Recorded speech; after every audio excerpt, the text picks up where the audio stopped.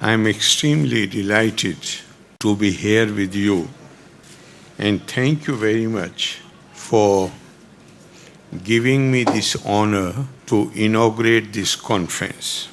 Since the name of the organization which has organized this program is Hindus of North America, so one thing is implied that these are the people who have gone from India to North America. And they are both aware and proud of their ancestry and their identity. Since you identify yourself and you take pride in the name in Hinduism, it should also be clear in our mind what Hinduism, or more appropriately, the Sanatan tradition stands for. And if I use, instead of using any profoundly philosophical reference, in common man's language, which can be easily understood, few days before leaving for USA, Chicago, to participate in World Parliament of Religions, Swami Vivekananda went to pay his respects and seek blessings of Guru Mata, Sharda Devi ji. She was sitting there alone in her place, a plate or platter with some vegetables placed before her. When Swamiji reached and touched her feet, Guru Mata asked Swamiji, "Can you please go to the kitchen and fetch a knife for me, because I have to prepare the lunch and these vegetables need to be cut into size." Swamiji immediately went into the kitchen, brought the knife, and while handing over knife to Guru Mata, he caught or took hold blade side and the handle, he advanced towards her. Blade with sharp edge he was holding in his own hand, and handle with bluntness, wooden handle, he gave to the Guru Mata. Guru Mata actually, at that time, she did not need knife. She told him so.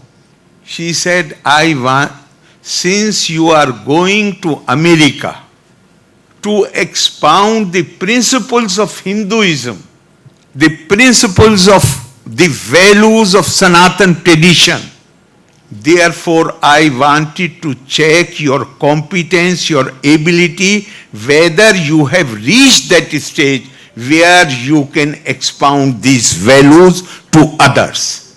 I am sure when you use this term, you will be aware of the demands and requirements.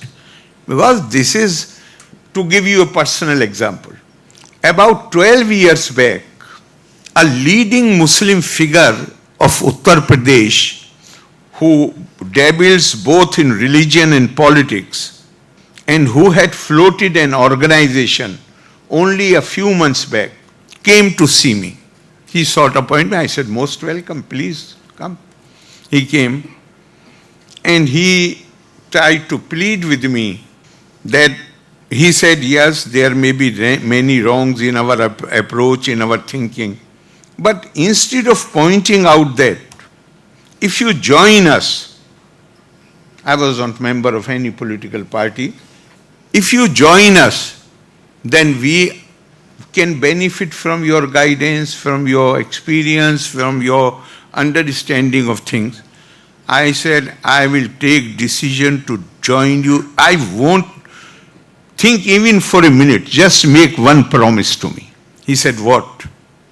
I said, if you are floating a Muslim organization in the name of the community or religion, then make one promise. Announce it to the world that you will not demand anything for yourself. You will be only like volunteers, philanthropic volunteers, who will devote themselves to work for the welfare of others. then I am ready to. I won't hesitate even for a moment. But if you are making your organization only to demand certain special rights for yourself, then it is more like, the lawbreakers, they come together to serve each other's interest. The philanthropists, they come together to serve the interest of the weak and needy.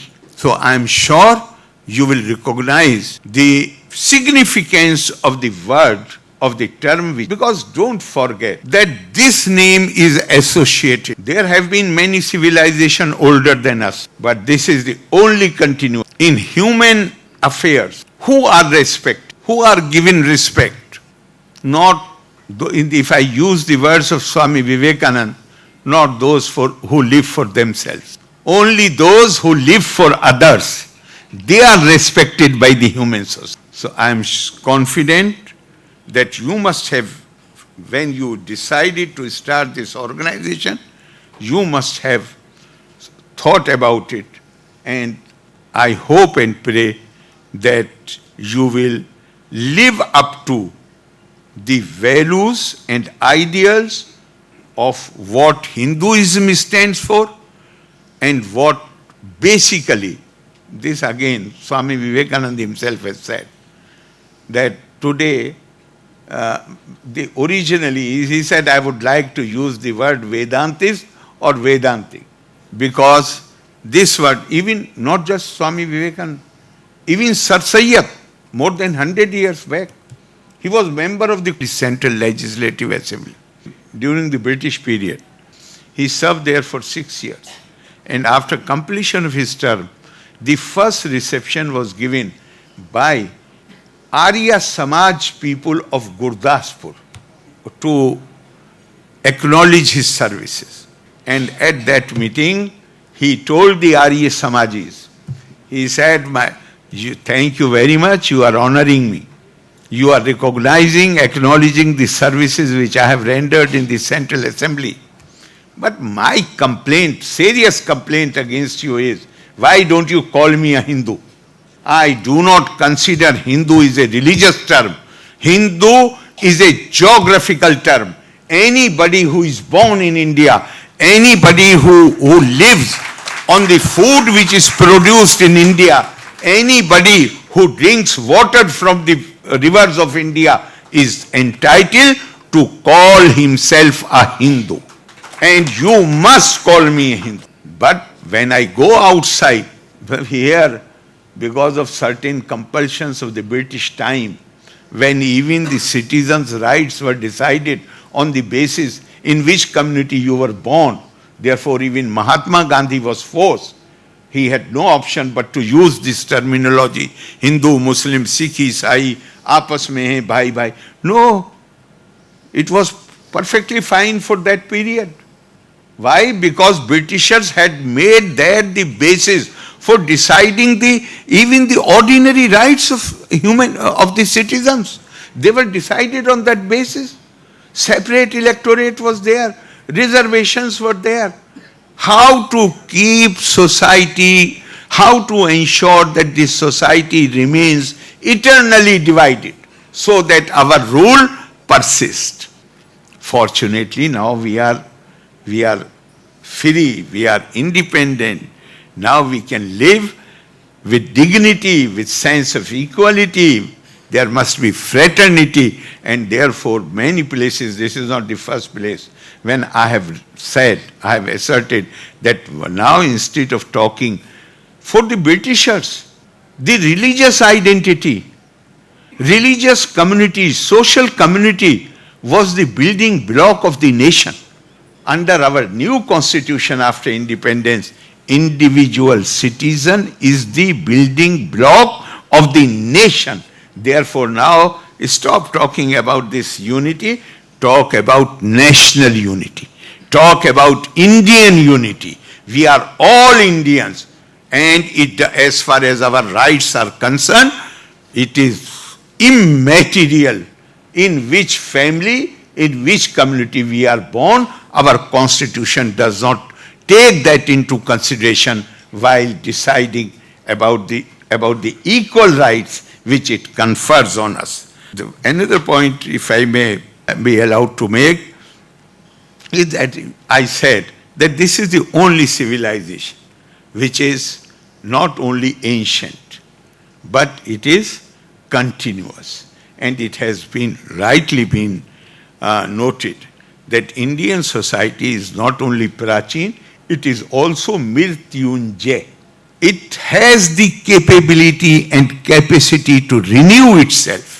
Any system which has the capability to respond creatively to the fresh challenges, whether they come through new ideas or in some other form, the system is healthy, the system is dynamic, and our civilization has proved, despite very serious challenges.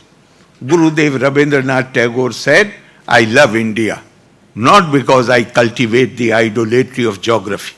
I love India, not because I have had the good fortune to be born in her soil, but I love India because she has saved living words. She has saved through tumultuous ages living words which issued from the illuminated consciousness of her children. This civilization is knowledge-based civilization. It is dependent on word. India cannot attain true independence unless it is recognized that her foundation is in mind, which with its diverse powers and confidence in those powers goes on creating Swaraj for itself. It is the capability to create Swaraj. It is the capability to respond creatively to new challenges which has given the capability to renew and refresh itself. And that is why Brijendranath Seal said, Professor Brijendranath Seal, who was a contemporary of Swami Vivekananda, he said, India is ever aging but never old. He has compared India with Atma. Atma, which is not born, which does not die. So is the case with India. Nit Nutan Chit Puratan. Now, there is absolutely no doubt that there is so much diversity, mind-boggling diversity in India. Lingual diversity, cultural diversity, diversity of rituals, diversity of customs, diversity of the modes of worship. Bharteshu Striya Purusho Nana Varna Pirkirtete. Nana Dev Archane Yukta Nana Karmani Kurvate. We are full of diversity. But our thought leaders, they never took this diversity as a source this did not worry them. They considered this diversity as a source to enrich our unity. Again, Swami Vivekananda said, he said, what is the purpose of life? People generally believe that purpose of my life is to pursue happiness. I should make myself happy, my family happy, people around me happy. He said, no. The purpose of life is to pursue knowledge. And what is the purpose of knowledge? Purpose of knowledge is to find unity amidst diversity.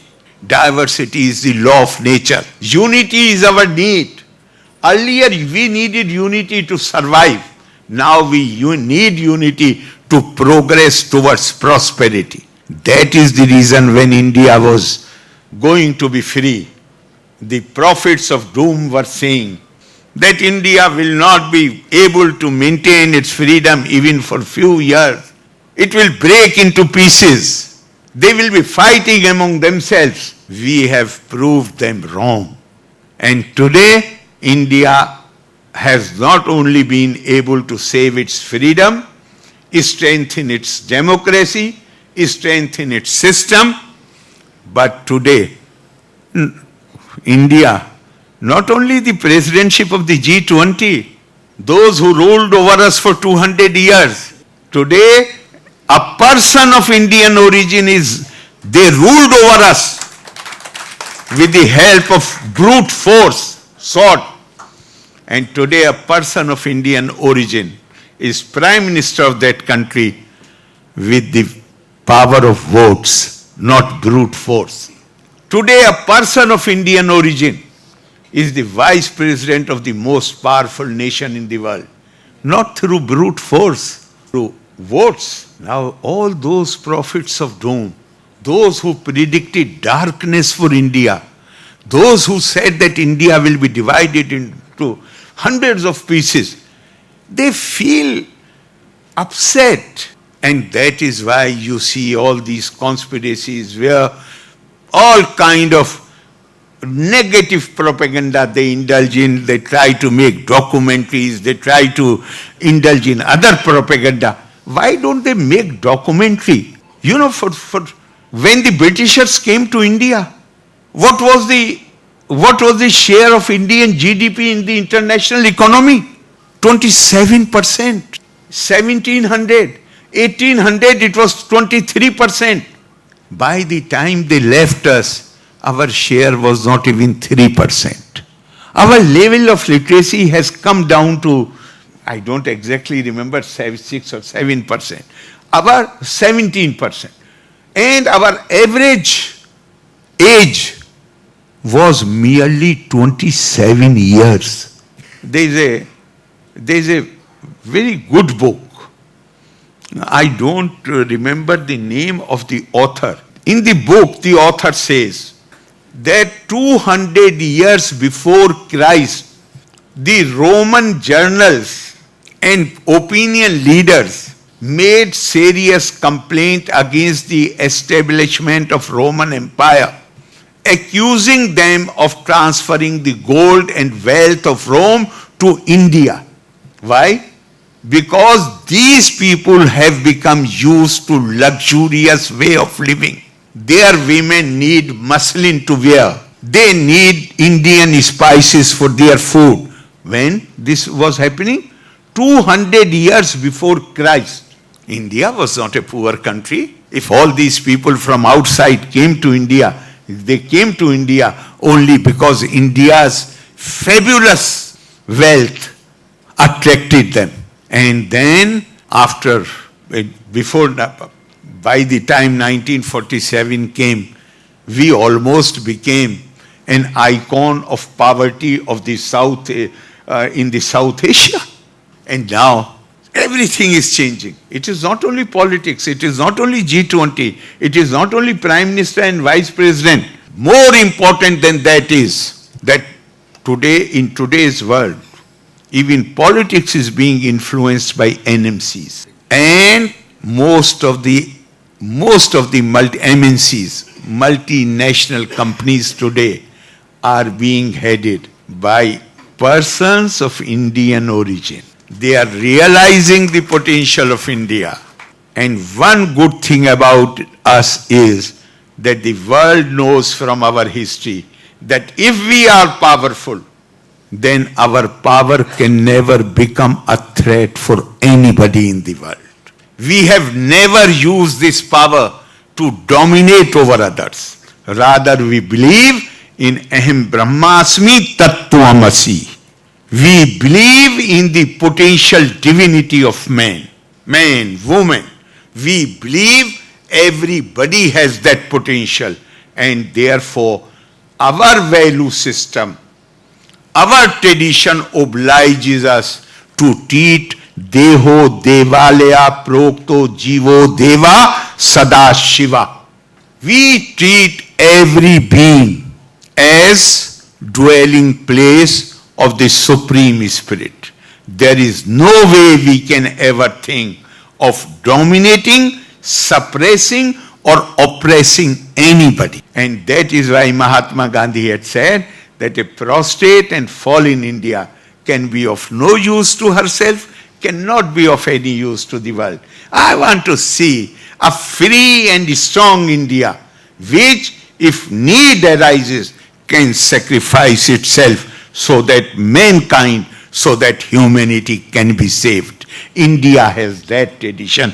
That is what Sanatana stands for. Hindu is a word which came much later, but it also symbolizes the same values. I am sure you will be guided by that, and your organization, if we are guided by that and we act in accordance with the spirit of those ideals and values, I am sure that you will find all around acceptance, not only in North America, everywhere in the world. Loka samasta sukhino bhavantu. Valle nanni. Jai Hind.